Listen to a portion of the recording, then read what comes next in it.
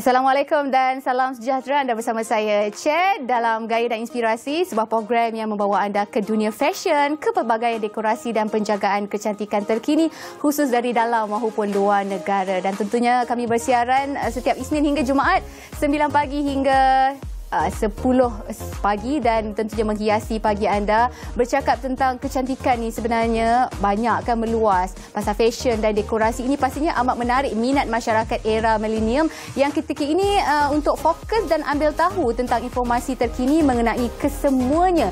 Dan pastinya program Gaya dan Inspirasi adalah ruang yang tepat buat anda.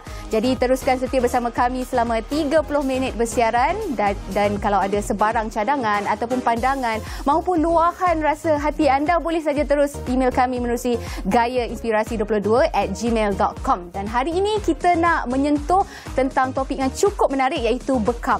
Bekam merupakan rawatan tradisional yang dikatakan tertua dan ia merupakan sunnah Rasulullah SAW. Dari pengetahuan saya, apa yang saya tahu, bekam adalah salah satu cara terbaik untuk mendapat kesihatan tubuh badan ke tahap yang orang kata lebih baik dengan cara buang angin dan darah kotor. Untuk bercakap dengan lebih lanjut, tentunya kita panggil orang yang lebih arif lagi, bijaksana lah untuk berkata tentang bekam ni. Hari ini tetamu istimewa saya, kita ada di sebelah kiri saya Encik Muhammad Fatullah Malatu Samsi selaku pengasas spa Bekam Arayan, dan di hujung sana kita ada Encik Huzri Sariman, Ketua Unit Strategi Corporate Arayan. Assalamualaikum. Selamat pagi. Terima kasih kerana sudi meluangkan masa kita santai-santai hari ini. Walaupun topik kita hari ini agak stres, bekam, alamak. Sebab bekam tu sendiri orang imagine, bekam darah, bekam darah. Okey, mungkin siapa nak mulakan dulu? Apa sebenarnya fungsi bekam yang ramai di luar sana, khususnya penonton Gaya dan Inspirasi yang tak tahu tentang bekam ni sendiri? Mungkin Cik Huzri boleh mulakan dulu. Okey, bekam ni sebenarnya kalau dia adalah metod, salah satu langkah penjagaan untuk kesihatan yang kita praktikkan untuk tujuan kalau boleh tak nilah apa nama perawatan alternatif supaya tak kita sentiasa sihat, sentiasa cantik, ceria. Itu apa itu bekam, itulah dulu proses mengeluarkan darah kotor untuk tujuan salah satu untuk pencegahan penyakit juga, dan ada juga kecantikan, pencegahan dan rawatan sebenarnya. Mungkin boleh kongsi sama dengan penonton Gaya dan Inspirasi, siapa sebenarnya yang digalakkan untuk buat bekam ni? Adakah mungkin khusus untuk lelaki sahaja, ataupun lelaki dan perempuan, ataupun seawal usia bayi lagi pun, ataupun kanak-kanak boleh melakukan bekam? Untuk had umur tu dari 10 ke 65 tahun. Tapi untuk jumlah semua orang boleh buat, tapi jumlah kap ke apa tu bergantung pada tubuh badan seseorang tu. Kita tak boleh macam budak yang 10 tahun, kita tak boleh lah buat 20 kap dalam badan dia kan. Dia tak sesuai lah. Dia ikut kesesuaian badan orang tu juga. Okey. Adakah fungsi bekam ni, Cik Huzri, untuk merawat penyakit? Bagaimana pandangan Cik Huzri sendiri? Kalau kata fungsi bekam ni untuk merawat penyakit, taklah, tapi dia ikhtiar untuk kita sihat, supaya tiada sakit. Maksudnya waktu kita tengah sihat ni kita praktikkan bekam untuk kita kekal sihat. Itu ceritanya. Okey. Bekam dikatakan rawatan tradisional. Mungkin orang kata kalau tradisional ni ada dia punya pantang larang. Jadi bagaimana sebelum ataupun selepas tu, ada tak pantang larang yang perlu kita ikut kalau kita nak buat bekam ni sendiri? Pada saya itu bukanlah satu pantang larang. Itu adalah cadangan yang disyurkan untuk dapatkan manfaat terbaik. Kalau sebelum bekam tu kita tak boleh terlalu kenyang perut.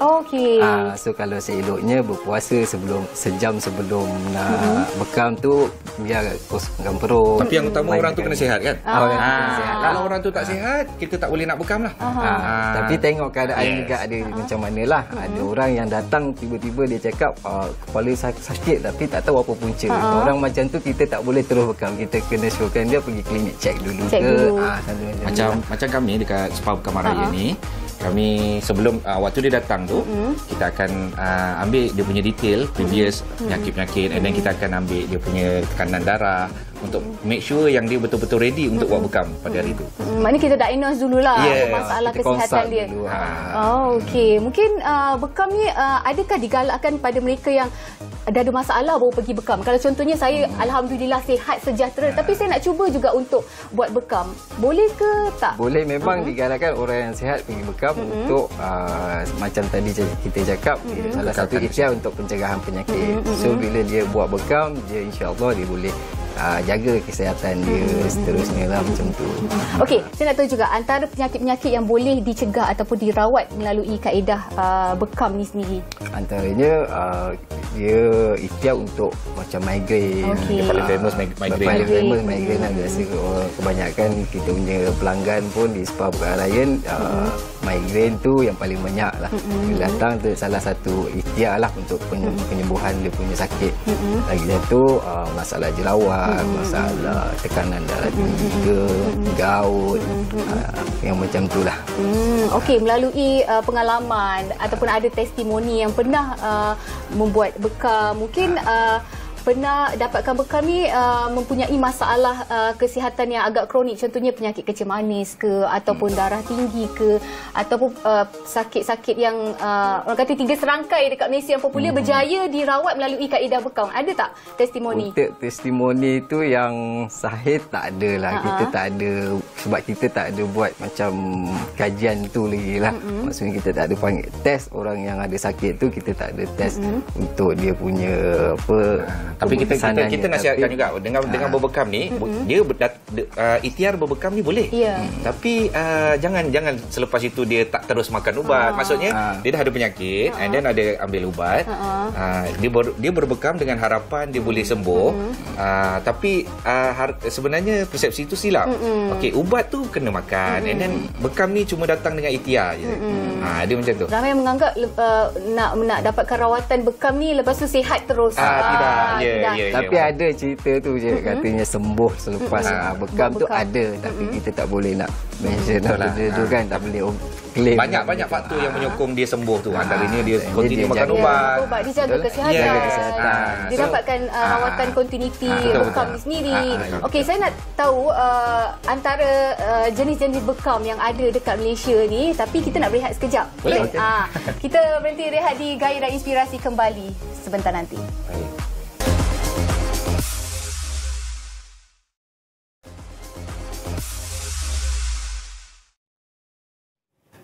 Kembali menerusi Gaya dan Inspirasi. Masih lagi kita bercakap tentang bekam dan dua tetamu istimewa di studio. Hari ini Encik Muhammad Fathullah Malatu Samsi selaku pengasas Spa Bekam Al-Rayyan, dan di ujung sana kita ada Encik Huzri Sariman, Ketua Unit Strategi Corporate Al-Rayyan sendiri. Okey, bercakap tentang kategori ataupun jenis-jenis bekam dekat Spa Bekam Al-Rayyan ni sendiri, mungkin ada yang berbeza berbanding ialah tempat-tempat bekam di luar sana di Malaysia ni. Dan setahu saya, untuk pengetahuan saya sendiri, apa yang saya tahu, bekam ni melalui lintah pun boleh dikatakan bekam juga. Kalau dekat Spa Al-Rayyan, macam mana spesifik dia? Spa Bekam Al-Rayyan tak ada lintah. Kita lebih kepada moden. Kita ada macam pengguna yang pam, yang cup, yang plastik tu kan. Tapi kita juga ada tanduk. Tanduk tu tradisional actually, tapi kita gunakan tanduk tu untuk bekam angin, dry cupping tu. Tanduk baru saya tahu. Dia bekam ni sebab apa dia lintah tu isap darah kat situ, dia kata bekam. Sebab metod dia gunakan sama. Kita apa nama, vacuum, maknanya kita sedut, lepas tu kita sedut and then mengeluarkan darah. Apa yang menyedut dan mengeluarkan darah itu dipanggil bekam. Okey. Kalau ada guna tiup tu pun dia boleh sedut ke muka, itu pun dikategorikan sebagai berbekam. Betul. Okey, kita nak menyentuh tentang bekam wajah untuk cantik ni. Saya ada tengok juga ramai yang bekam dekat muka rupanya. Saya ingatkan bekam ni dekat badan. So macam mana fungsi dia di wajah untuk kecantikan ni? Normally kalau apa di wajah tu dia ikhtiar untuk merawat jerawat. Jerawat, resdung. Tapi kebanyakan kita punya pelanggan masalah jerawat lah yang biasanya. Dia kebanyakannya budak-budak, bukanlah budak lah, golongan remaja yang baru meningkat usia, hormon dia tengah, yes, hari ni bangun tidur tengok ada jerawat baru kan, sebab hormon yes, sebab hormon tu tak masih tak stabil lagi, and then mungkin golongan muda ni kurang didedahkan dengan bekam ni, tapi ada juga golongan muda ni yang datang untuk ikhtiar merawat muka untuk jerawat mereka tu, and then feedback positif lah. So kebanyakannya akan bagi feedback positif. Apa yang kita dapat tu feedback positif daripada golongan muda je lah. Okey, kalau kita bekam dekat muka ni tak meninggalkan kesan ke? Kalau tinggal kesan ni berapa lama agaknya? Malu juga ni. Akan ada kesan. Biasanya 4 ke 7 hari. Tengok kulit seseorang. Tapi tak ada masalah. Beauty is pain. Okey, kekerapan buat bekam di muka ni untuk dapatkan kesan yang lebih, orang kata, cemerlang lah, efektif lah. Nampaklah muka kita tu cantik kembali, sempurna. Bagaimana? Dia depend pada orang juga kan. Betul. Pada kadar ni lah, kadar jerawat dia. Ada masalah. Ada orang lepas sekali tu dah okey, ada orang kena repeat 2-3 kali then okey. Macam itulah. Okey, maknanya untuk tujuan masalah jerawat ataupun eczema, bolehlah kita lakukan rawatan bekam tu di muka. Untuk di badan pula bagaimana?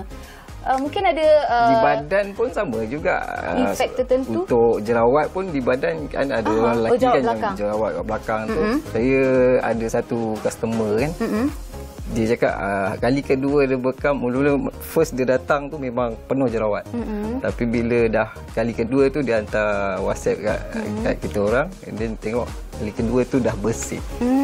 Memang kita bangga kat lah. Sebab saya yang buat kan. Berapa lama sebenarnya kalau untuk buat bekam dekat muka dan badan? Ada tempoh tertentu tak? Ke ambil masa 2-3 jam untuk rawat? Untuk rawatan kalau dekat muka dia biasa dalam setengah jam ke 45 minit. Untuk badan dalam 1 jam ke 1 jam 15 minit lebih kurang. Mungkin boleh bagi contoh antara testimoni yang berjaya lah buat rawatan di muka. Nampaklah kecantikan wajah tu terselah. Saya actually buat juga. Okey, maknanya ada masalah? Tak ada masalah, tapi saya nak buat sebab itu masa dulu tu kulit agak kusam kan. Saya lagi satu, kita buat bekam. Kenapa kita tak cuba? Okey, konsistensi untuk dapatkan dia punya efek tu berapa banyak kali, berapa kerap kena dapatkan rawatan? Okey, kalau untuk kata orang untuk lifestyle, untuk jaga kesihatan. Okay. Kami sarankan untuk berbekam ni sebulan sekali lah. Kalau dapat lah. Kalau tak dapat, boleh ke 2 bulan hingga 6 bulan sekali ya. Dia macam tu lah. Tapi kalau nak jaga kesihatan, why not macam kereta servis setiap bulan, every mileage kan. Tapi kena badan ni macam kita servis jugalah. Dia macam tu lah. Okey, kalau saya tengok biasanya bekam ni ramai golongan lelaki yang buat, kurang sebenarnya perempuan, sebab ada juga yang mengatakan sebab perempuan setiap bulan kitaran haid ataupun keluar darah kotor kan. Tapi sebenarnya bagaimana yang digalakkan, siapa sebenarnya yang digalakkan untuk berbekam ni? Adakah memang lelaki yang bermasalah kesihatan? Rekod kami dekat Sepahaman Bekam Ryan, tak hanya lelaki saja yang buat bekam ni, malah kita orang punya ni fair kan? Fair. Maknanya perempuan sama ramai dengan lelaki yang datang buat rawatan bekam ni. Okey, berkenaan dengan isu dah keluar dah putus setiap bulan tu tadi. Sebenarnya tanggapan tu salah, persepsi tu salah. Okey, sebab ianya adalah satu proses ovum tu dia kesuburan untuk perempuan sendiri. Yang tu darah tu bukan dikira dari badan. Okey, darah yang kita keluarkan tu daripada badan. Okey, jadi perlu atau tidak wanita ni berbekam? Jawapan saya perlu. Sama macam lelaki. Sama kerap dengan lelaki yang sama. Cuma kami di permukaan kulit luar yang period kan dalam kan. Cuma SOP kami waktu berbekam waktu tengah period waktu tengah ni kita tak ambil, tak boleh dibekam. Okey, betulkan tanggapan saya ya. Ada yang kata dan saya juga menganggap bekam ini boleh melewatkan proses penuaan. Orang kata awet muda lah. Betul ke tidak? Itu dikatakan memang ada kan statement tu. Okey. Tapi kita tak boleh Membantulah. sahkan. Dia sama macam kita jaga pemakanan, and then kita jaga kita touch up muka kita bagi kita buat rawatan kesihatan yang lain. Sama juga dengan macam berbekam merupakan salah satu alternatif untuk kita lebih awet muda lah. Okay, dia sama je. So jadi sukan pun macam tu juga. Jadi kalau soalannya boleh ke menambah awet muda? Boleh. Maknanya membantulah untuk lewatkan faktor usia tu ya. Okey, mungkin selepas dapatkan rawatan bekam di wajah, apa yang disarankan oleh pihak perawat sendiri kan kepada pesakit? Apa yang perlu disarankan? Kalau yang perempuan kita akan jaga jangan pakai makeup dululah dalam 2-3 hari sehingga tusukan tu tertutup. And then kena pantanglah, jangan makan benda yang gatal-gatal, seafood, udang tu elakkan dalam 2-3 hari lah. Tahanlah sikit 2-3 hari tu kan. Sebab dah takut nanti bila makan gatal dia garu-garu jadi merah lagi. Dah pergi datang spa. Sebab yang kita buat bekam muka ni dia akan ada tinggalkan bekas tau. Jadi supaya bekas tu sembuh sepenuhnya, tu yang kita tak bagi nak letak apa-apa alat. Dia hilang secara natural saja. Itu lebih baik. Okey, kita nak berhenti rehat lagi. Lepas ni saya nak tanya mungkin ada tempat-tempat bekam, tempat-tempat yang tersorok yang saya tak tahu yang boleh buat bekam. Kembali di Gaya dan Inspirasi. Jangan ke mana-mana.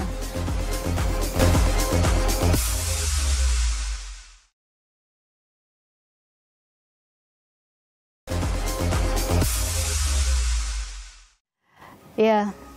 Kembali bersama kami menerusi Gaya dan Inspirasi, masih lagi bersama dengan tetamu bercakap tentang bekam. Saya memang kalau cakap pasal bekam saya dah akan fikir dekat minda saya bekam sakitlah. Dan sebab kita tengok darah mesti sakit. Mungkin nak membetulkan stigma masyarakat dekat luar sana, nak memastikan yang bekam ni sebenarnya selamat. Bagaimana?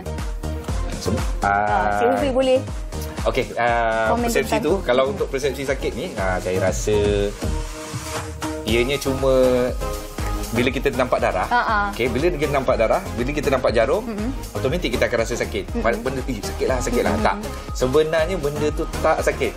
Kalau siapa-siapa pernah digigit semut, kalau macam Cik sendiri pernah kena gigit semut. Okey, semut tu gigit dengan yang jarum tu tusuk, lebih kurang sama.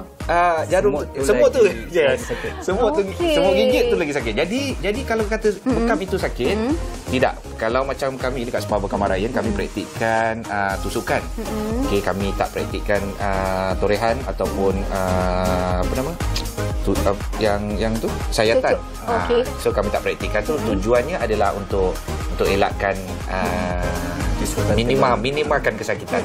Itulah. Okey, macam mana kita nak tahu sesetengah pusat rawatan menjalankan cara rawatan bekam ni cara yang betul? Kalau nak tahu dia kena tanyalah pusat rawatan tu. Tapi normally apa yang Spa Bekam Marayan buat, kita follow apa yang Kementerian Kesihatan garis panduan daripada KKM. Maksudnya bila dia datang, kita kena consult dulu, kita kena check dulu tekanan darah, kita kena check dia punya sejarah kesihatan sebelum kita proceed dengan rawatan. So benda tu yang paling penting sekali untuk first step tu kan. Sebelum kita tak boleh simpi-simpi ambil customer tu datang kita terus bekam, tak boleh. Mesti kena check dulu. Diagnose dulu kan apa masalah kesihatan. So kita tak nak ada apa-apa risiko yang berlaku kepada dia lah. Kepada pesakit sendiri. Okey, mungkin boleh bagi tahu. Setahu saya memang rawatan bekam melalui lintah lah, tak adalah. Mungkin itu cara lama. Kalau secara moden kita guna cup saja. Mungkin ada cara lain yang saya tak tahu yang ada digunakan di spa sendiri? Kami ada gunakan juga tanduk sebagai medium untuk gantikan cup. Selain daripada tanduk, kami ada gunakan kaca. Okey, yang tu untuk tanduk dan kaca ni untuk bekam kering lah. Okey. Kering. Bila nampak tak? Bila sebut tanduk orang akan jadi takut. Okey, bila sebut jarum, bila sebut darah, dia belum sebut api lagi. So untuk bekam kaca dengan bekam tanduk ni kita gunakan api untuk vacuumkan tu supaya dia dapat sedut daripada atas permukaan kulit tu lah. Okey, soalan saya tadi, mungkin tempat-tempat yang saya tak tahu sebenarnya kat situ boleh buat bekam. Yang saya tahu belakang badan, dekat muka. Yang penonton sini tak tahu, kat tempat tu boleh buat. Mungkin tempat-tempat tersorok dekat badan kita ni. Ada di kepala yang paling famous dekat spa bekam Ryan, kita bekam di kepala tanpa perlu cukur. So itu yang orang paling suka buat sekali. Lepas tu di belakang leher pun boleh, di kaki pun boleh. Kan kalau kaki tu biasa orang yang ada masalah kejang otot ke gaut ke kan. Even kat tumit dekat atas tumit kaki tu pun boleh buat juga. Okey, kita nak sebelum berhenti dan melabuhkan tirai gaya dan inspirasi, mungkin ada pesanan sikit kepada penonton gaya dan inspirasi di luar sana. Mungkin kat mana nak dapatkan hikmat Encik Fad dan juga Encik Huzri di spa sendiri? Okay, untuk mereka yang dah pernah bekam ke yang tak pernah bekam lagi, ingin mencuba dengan rawatan bekam yang orang kata tidak menyakitkan, boleh datang ke Spa Bekam Ryan. Kami ada 25 cawangan di seluruh Malaysia. Boleh kunjungi Spa Bekam Ryan yang berhampiran dengan anda. Okey. Mungkin? Okey. Bagi yang kat sana yang masih belum cuba, tadi yang dah cuba kan? Okey, yang masih belum cuba, jangan risau, jangan takut, tak sakit. Ianya satu pengalaman baru dan rugi kalau kamu tak mencuba. Ya, saya akan singgah lepas balik kerja ni. Okey. Baiklah, gaya dan inspirasi sampai di sini saja. Kita jumpa di lain kesempatan. Assalamualaikum. Bye bye. Thank you so much.